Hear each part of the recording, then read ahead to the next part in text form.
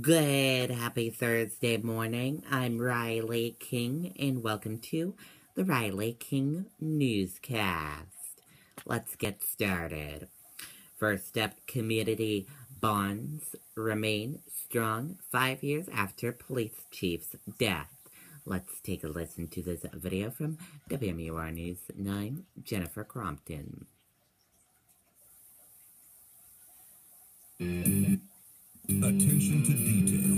That's what sets Kubota construction equipment apart. It's how we maximize performance, increase strength, and give you the dependability you demand. We engineer our equipment precisely at every level. It's what makes us a leader.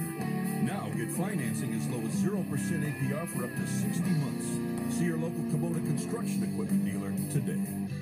Where best means second to none, MD.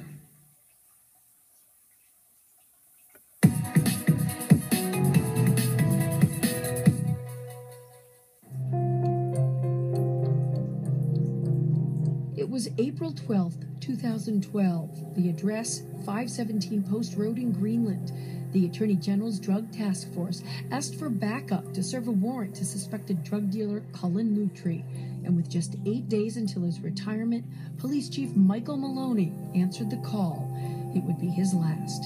In a hail of bullets, 4 officers were shot, Mike dragging one to safety. Moments later, shot and killed as he took cover behind his cruiser. Lutry later turned the gun on his girlfriend, then himself. It really just, basically, it tore your life apart.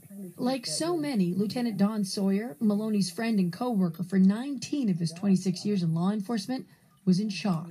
That while the town and first responder communities surrounded and supported his family at home and at work.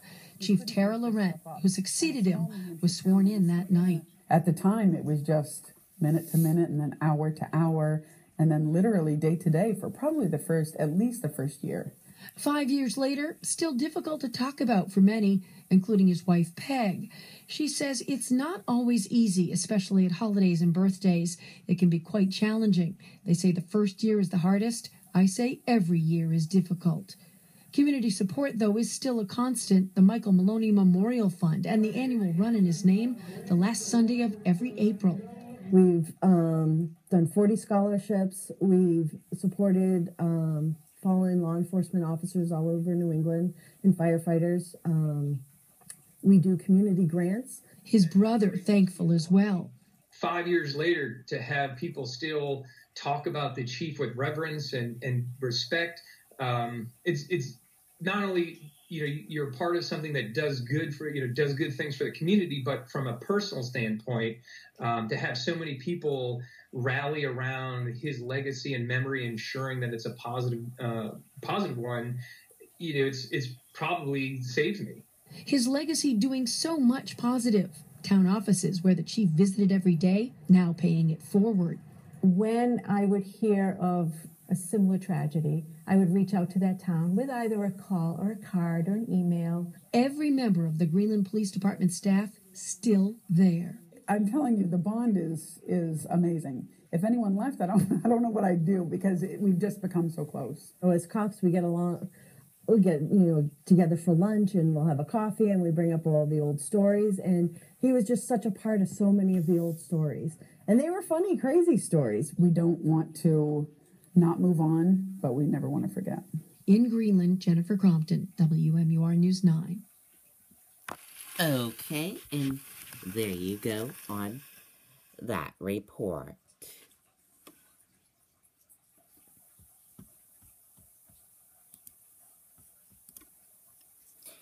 UPS delivery driver puts out fire with a garden hose. Let's take a listen to this video from WCVB, George Korgogi.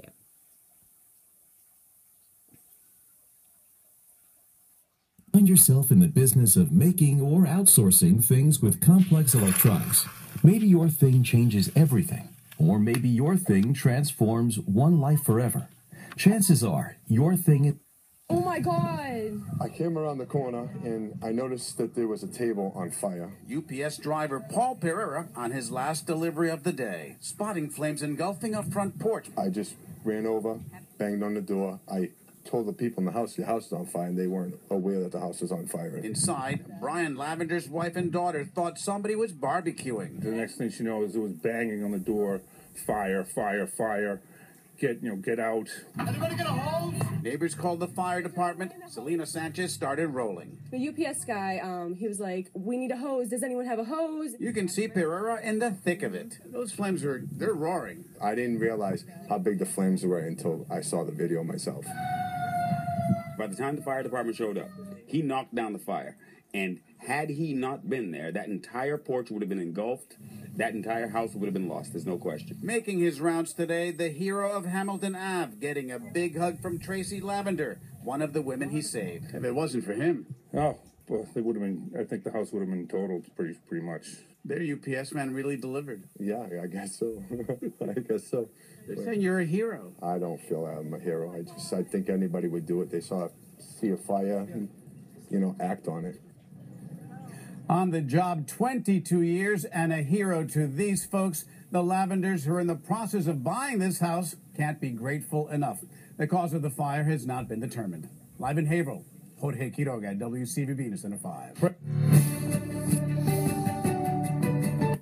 Okay, and there you go on that report.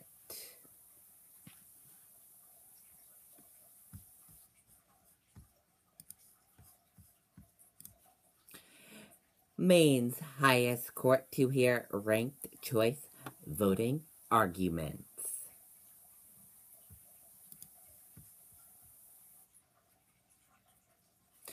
Maine's highest court is set to hear arguments on the constitutionality of an election overhaul approved by voters last fall.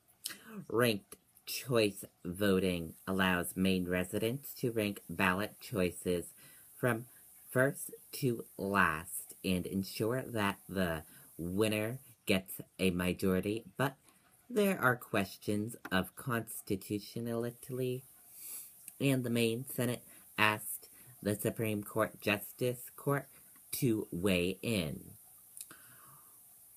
Oral arguments were set for Thursday. Nationwide, a dozen cities have adopted ranked choice voting. In Maine, voters become the first to endorse the system for statewide elections.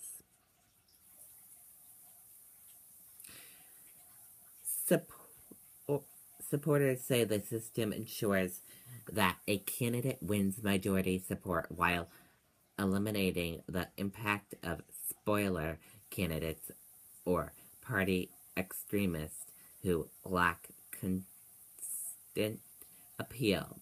The system will be used for races for governor, U.S. Senate, U.S. House, Maine Senate, and Maine House.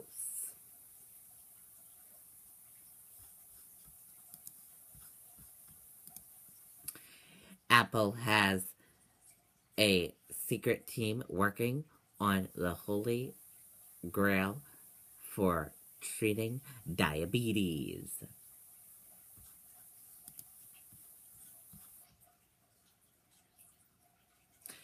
Apple has hired a small team of biomedical engineers to work at a nod-skipped office in Palo Alto, miles from corporate headquarters.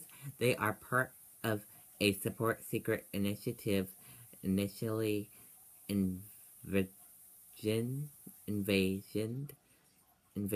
by the late Apple co-founder Steve Jobs to develop sensors that can non-invasively and continuously monitor blood levels to better treat diabetes, according to 3 people familiar with the matter.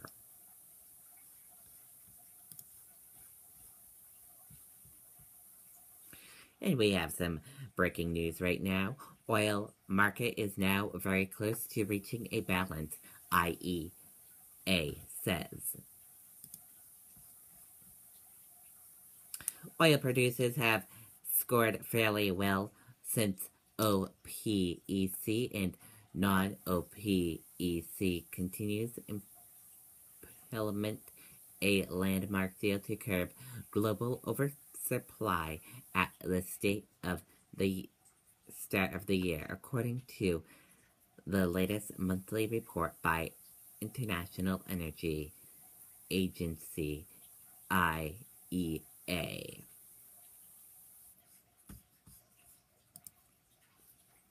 Trump threatens to stop crucial Obamacare payments to insurances.